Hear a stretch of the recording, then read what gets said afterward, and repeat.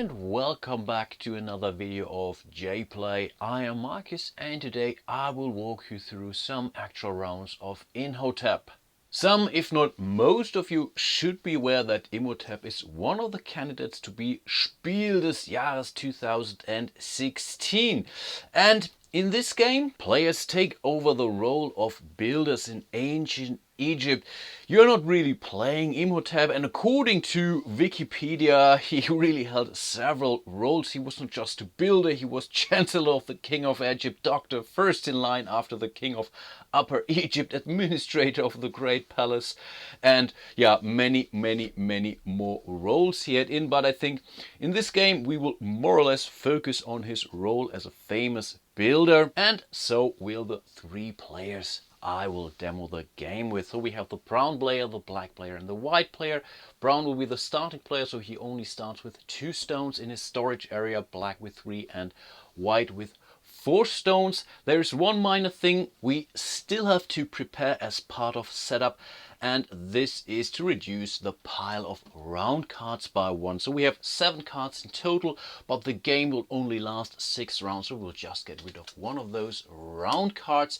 And those round cards come in 3 different decks, so one for 2 players, one for 3 players and one for 4 players. So this is basically one of the round cards from the 3-player game, basically the card we got rid of. Normally you would not see what you are discarding because you will want to keep the players in, let's say, a level of uncertainty about what card might show up next. I already populated the market spaces here with those market cards. So we have a sail, we have a statue, we have an entrance and we have a chisel here. Those are cards that players can acquire as part of their actions. Let's put those cards in a pile. And that's pretty much it. That's all we need to do in order to set up this game. One little comment on those location tiles here. They come 2-sided, so we are playing with the A side now for the entire game, but there is also B side to all to those tiles, and those B sides basically provide you different kind of scoring. Really gives you some level of variety when you play this game. You don't have to play them all with A or B. You can mix and match however you like. At least this is how I found out. But for this walkthrough I will keep all those locations on the A side. And then we are pretty much good to go. So let's draw our first round card and check out what boats are available this round. So we have 2 boats that can carry 4 stones. We have a boat that can carry 2 stones, and we have a very small boat that only is allowed to carry 1 stone. So those are the 4 boats that are available this round, and ideally you place them next to the board, but you do not connect them yet to any of those locations because this is actually one of the actions that a player can do. So this is just to indicate what boats are available this round, and then the brown player basically can start his very first turn. During your turn you have to do one of the 4 actions. You can get new stones, you can place 1 stone from your storage area onto 1 boat, you can drive 1 boat to 1 location, and you are allowed to play 1 of the so-called blue cards. But of course you have to acquire those cards before you can actually use them, of course. As the starting player starts the game with only 2 stones, I think it could be a good idea to get new stones, because for this action you are allowed to take 3 stones of your color from the public supply onto your storage area. You are limited to 5 stones, so anything, you cannot store more than 5 stones on your card. So in this case I think it could be a good idea to place 3 additional stones on his storage area. This was already the very first action for the brown player. Then we come to the black player. As black only has 2 spots left on his storage area, I think it would be kind of a waste to go with the first action. So I think in this case he will place 1 of his stones on 1 of those boats, and I think this is a nice boat to go to because he's all by himself.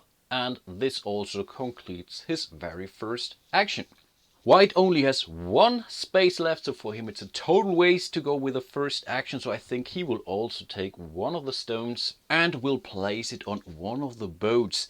If you're going to a boat that has more than just one empty space, you are allowed to choose which space you put this stone onto, because this can be, or the order really does matter when resolving the actions after driving those boats to the locations. So I think in this case he wants to go to this spot here. And then it's back to Brown. His storage is completely full of stones, so I think he will also take one of the stones and will place it also on this boat, making sure he gets the very first spot on those. Then it's back to Black, and I think he wants to drive his boat because he already has completed this boat. This boat is now allowed to move to any of those locations. And I think he wants to play it mean, so he will place this boat next to the market. So no other boat can basically dock at this location during this round. This is pretty much gone for good, and this single stone now allows the Black player to get any one of those market cards that are currently available. So he pretty much made sure that none of the other players will be able to get a card this round. This is pretty mean. Those blue cards are basically action cards. So this sail here, for example, allows you as your action place one stone to one boat and drive that boat to one location. So that's pretty much one card for two actions, yeah, in a row. That's really powerful. This chisel here is similar. You are allowed to place two stones on one boat or one stone on two different boats. That's also good. Of course, all those cards are one use only. The statue here is basically some kind of a set collection thing. So the more statues you have by the end of the game, the more points you get. So if I would manage to get whatever 4 statues by the end of the game, this would grant me 10 points, and this is really something. And the entrance here, that's a red card. This is resolved immediately once you get it, and it says place one stone from the supply to the pyramids. Those are all pretty cool, but I think I will go with the sail here. This stone goes back to the public offering, and Black gets this blue card next to his player board, his storage area, so he can basically use it as his next action if he wants to. Then it's the White player. Unfortunately, he cannot drive another boat because this boat with 4 spaces, you see those 3 stones that are printed on it, that's the minimum amount of stones you have to have on this boat before you are allowed to move this boat. So I think he will take one of his stones and will put it possibly, yeah, let's put it here on this boat. Then it's back to Brown, and I think he wants to place one stone here on this boat. So this boat could now start if the next player chooses to do so. But of course, this was the action for Brown. Then it's the Black player, and I think Black wants to go on this boat. And White wants to complete this boat. This boat is full, but still a player needs to spend an action to move this boat. And this action does not to be triggered by a player who has actually stones on this boat. So the Black player could send this boat somewhere else, maybe putting this boat out of the way to a location where he wants to have the majority or wants to get the special benefits or whatnot. But it's of course not the turn of the Black player, it's rather Brown, and he's not really happy that White put his stone here on this space because he wanted to send this boat to the pyramid relatively soon. But I think, yeah, he still wants to do it, so he will send the boat to this pyramid, and now this boat gets resolved in the order of the stones of this boat here, which means Brown goes on the very first spot. You always start on the top left on the pyramids here, so this means Brown immediately gets 2 victory points. Then it's White and White, so this is 1 point, those are 3 points, so in total White just scored 4 points in total. And last but not least, the last Brown stone will go here again, scoring the Brown player additional 2 points. Now we have already 2 boats docked at locations here, and the round actually ends when all those 4 boats are docked at one of those locations. We have 5 locations in total. It means one of the locations will not get activated during any given round. But we have still 2 more boats to go, and it's the turn of the black player, and I think he wants to have the majority on this big boat up there.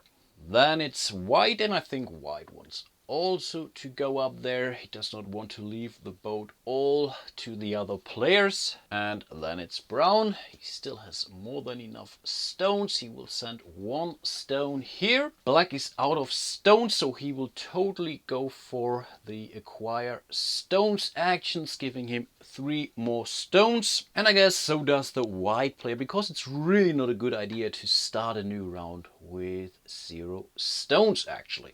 But this was pretty lucky for the brown player, because he can now send 1 additional stone to this boat. So he makes sure that he's present on both of the remaining 2 boats. And now it's over to the black player, who can basically only either take additional stones or send one of the ships to another location. He really doesn't care at this point that much, I guess. Or does he? Maybe he wants to send... No, I think he will ship this boat here to the temple.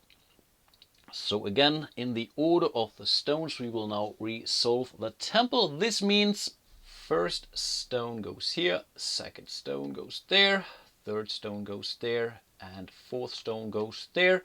This last spot is only available in the 3 or 4 player games. As we are playing with 3 players, this is now available. But of course, we were only able to send 4 stones to this location. And the temple will get scored at the end of each round. So basically relatively soon. But first of all, the white player can do his turn. He can still go and get additional stones, or he can send this boat to a location. I think this is what he will do. So white will send this boat here to the obelisks. They are also getting resolved piece by piece, but on the A side it really doesn't matter, because each of those obelisks on the A side will get scored individually. So here is the space for the white player, here's the space for the brown player. And the way how this works, the obelisk will get scored by the end of the game. And in a 3-player game, the player with the highest obelisk gets 12 points, the second highest gets 6 points, and the third highest gets 3 points. This is really a huge leap, and especially in a 2-player game where the first player gets 10 points and the second player only gets 1 point, this is really a relatively important location. As white was the player who sent the last ship to a location, it means that next player after white will be the starting player for the next round, which happens to be the brown player. So let's just put the starting player card, or the boat card for this round, next to him so that I can remember. First of all, we still have to resolve the temple, and the way how this works is by the end of each round you score 1 point for each stone that you are able to see from the top. So because the temple can grow round after round, you just look on top of it, and which color you see, this player gets a stone. So this is point for black, this is a point for black, white and brown. Later on, maybe whatever, brown could go here, white could go here. Again, you look from the top in the next round. If this would be the situation, white would get 2 points, brown would get 2 points. I think you get the picture. But in this case, black just scored 2 points, and the other players both scored 1 point each.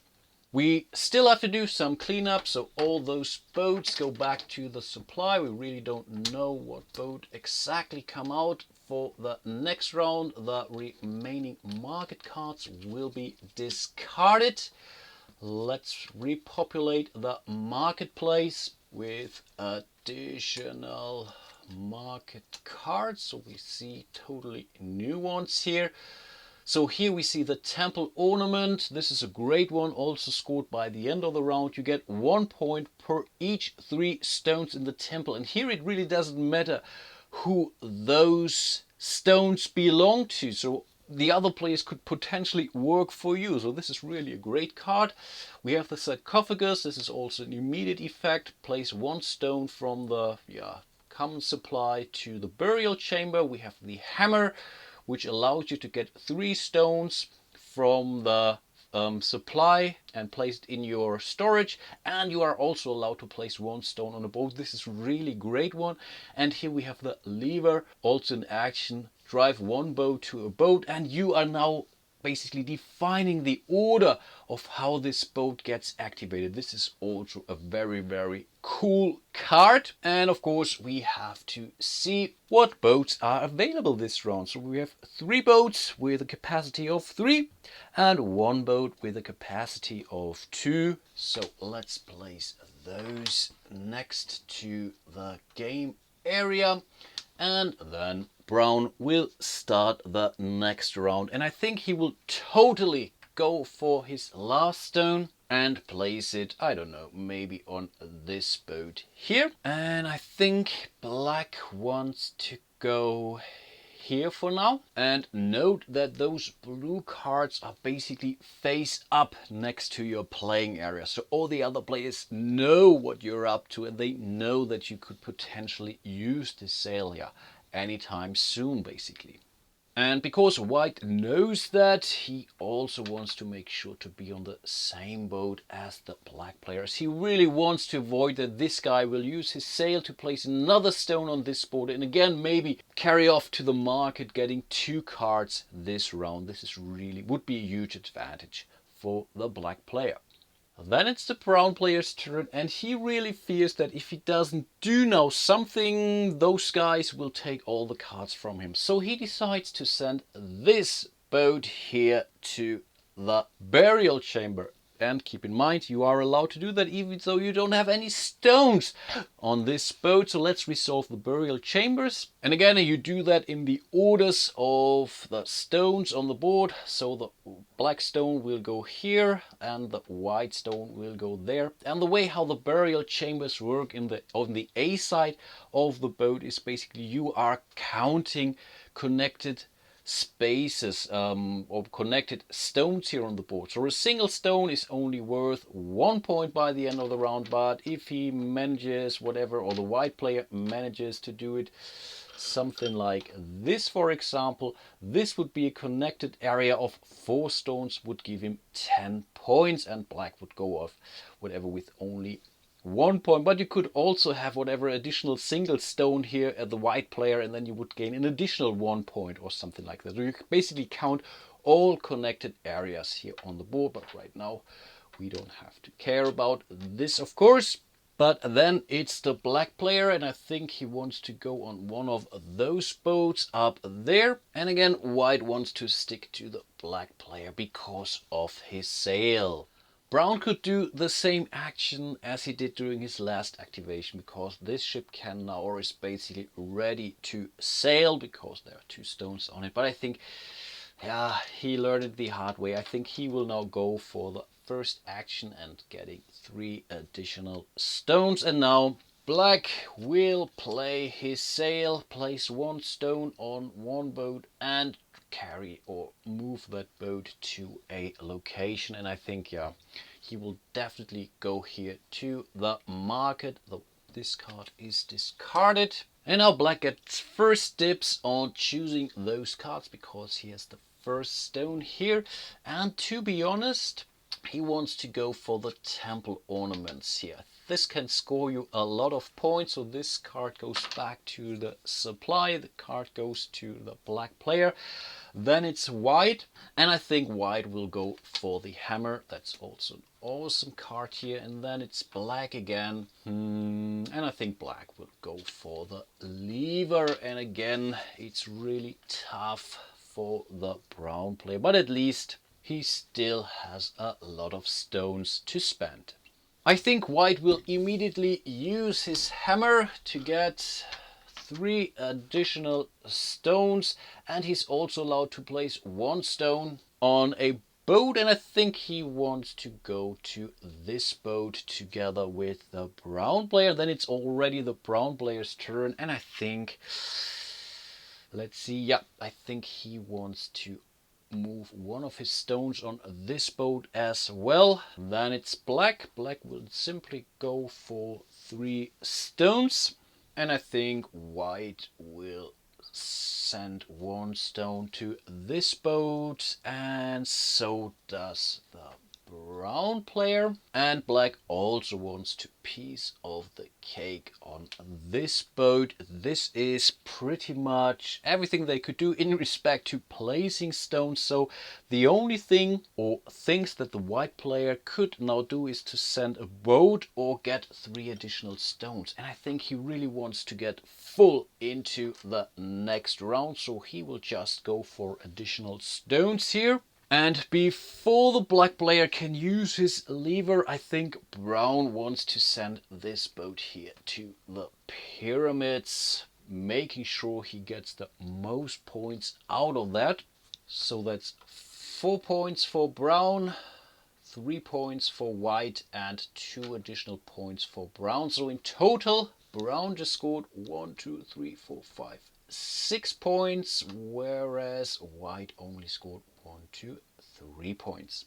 Then it's the black player's turn, and he could also decide whether he wants to go for additional stones or he wants to ship the last boat. And I think this is what he will do. He will ship the last boat here to the obelisk. Here the order really doesn't matter, so he does not need to spend his lever. So he would just place 1 white stone here, 1 brown stone here, and a black stone here. At least it's giving him also an opportunity to be present here.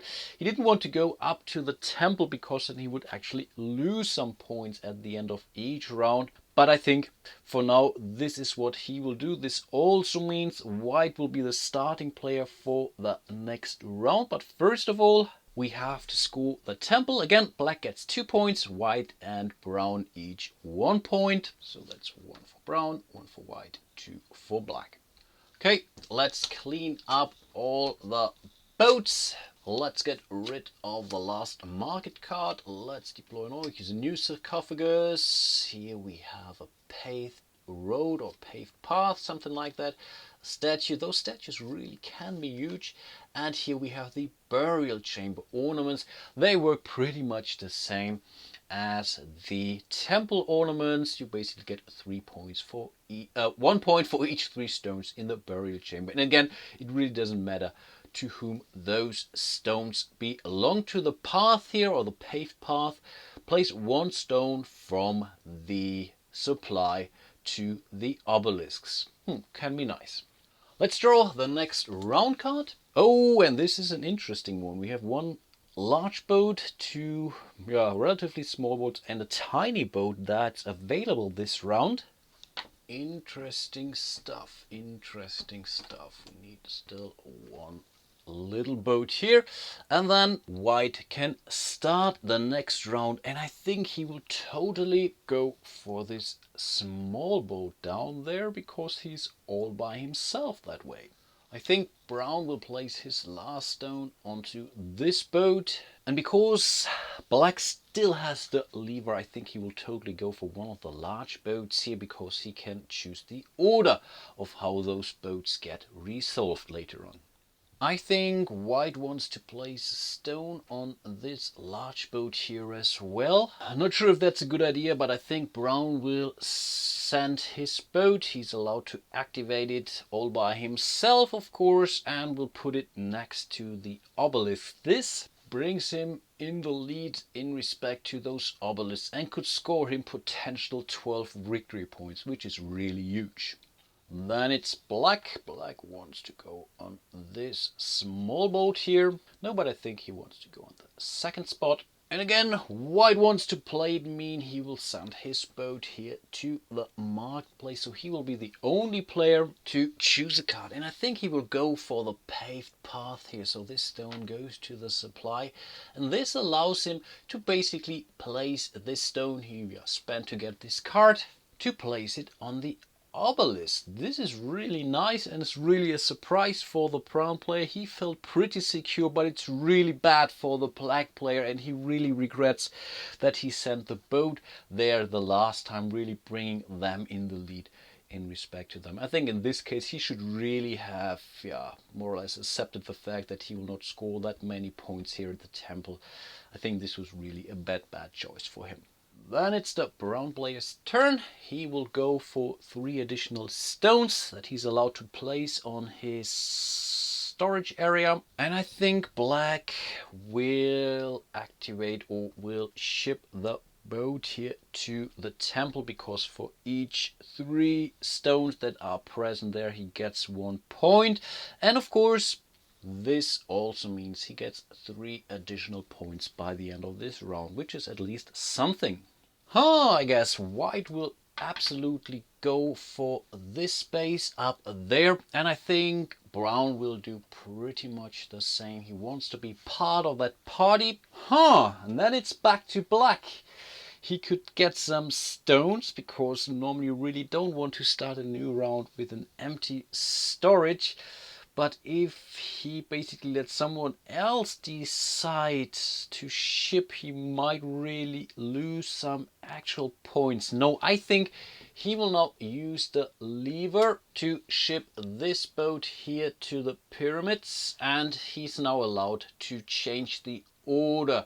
And I think he will go to brown will go first, black will be second, and white will get the last 2 rows here in the boat. And this means that brown only gets 1 point, black gets 3 points for that action. That's at least something. So 1 for brown, 1, 2, 3 for black.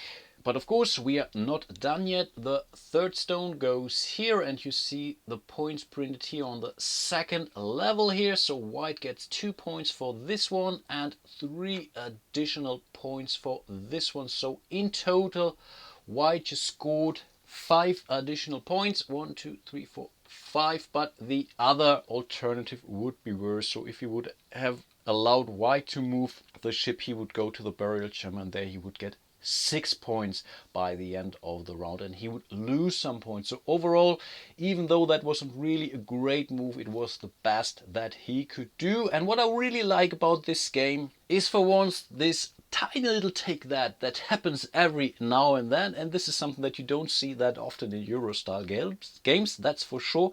And on the other hand is the nice representation of the pyramids, of the components here. So this pyramid really will grow. So there is still a 3rd level which is worth 4 points. The temple will grow, the obelisk will grow, you will fill up the burial chamber. Though this is really nice to look at, especially when you play with more than just 2 players. And yeah, this was pretty much the end of the round. So we will discard this one, we will discard everything here. Of course, those were just a representation. We will start a new round, and after 6 rounds, so 3 more of those round cards, you basically tally up the scores. Again, the pyramids are points that you score immediately. The temple you score by the end of the round. The obelisk, whatever the player who has the highest obelisk, get the most amount of victory points. And the burial chambers, you are looking for the, let's say, spaces that are connected to each other. And last but not least, you must not forget those green end of game scoring cards, in this case the temple ornaments, which would score the black player right now 1 additional victory points. If during the game, whatever, there would be at least 1 more stone here, then we would look at 6 stones. So in total this would score him 2 points, and with 3 more stones, which would give him 3 additional victory points. And this is really very common, that you put a lot of stones into the temple at some point in time as well. On top of it, there is also this set collection piece here about those purple statue cards or whatever. Who gets a lot of those cards can also score a lot of points. So if you have 5 cards by the end of the game, you would score 15 points. And for each additional cards you would get, this is not very likely, let me show you this, you would get 2 additional scores on top of that. So the 6th card would score you then in total 17 points. And yeah, this is pretty much how you play Imhotep. Again, a very clever little game with a nice little twist in respect to take that. So you whatever sending ships to locations that your opponents really don't want to end up and stuff like this. Really, really great fun. On top of this, there are the B-sides of the location. So here, for example, the obelisks, they now really work completely differently rather than the A side here. So in this case, the third stone that you would deliver of a color would then be placed on the highest scoring marker here, and you would get those points immediately. So for example, if you have already 2 stones of the black color here, you would send a third stone here. This third stone would score you 10 points immediately. And what's also interesting is the B-sides of the pyramid, where you no longer build one big pyramid but a couple of smaller pyramids. They only have 2 levels, what you see here, and you also get additional bonus when you place them, or when you place stones on those stones. So here it's really even more important how you basically populate the board, or if you can use your lever and stuff like this. So really this can make the game a lot more challenging than it already is with the A sides. Let me show you this. And yeah, this brings me to the end of my walkthrough of Imhotep. I really hope you enjoyed it. Hope the rules made sense to you. Hope I didn't make too many mistakes while I played it. Hopefully I will catch something during editing. And yeah, hope to see you soon in one of my next videos. And until then, bye bye.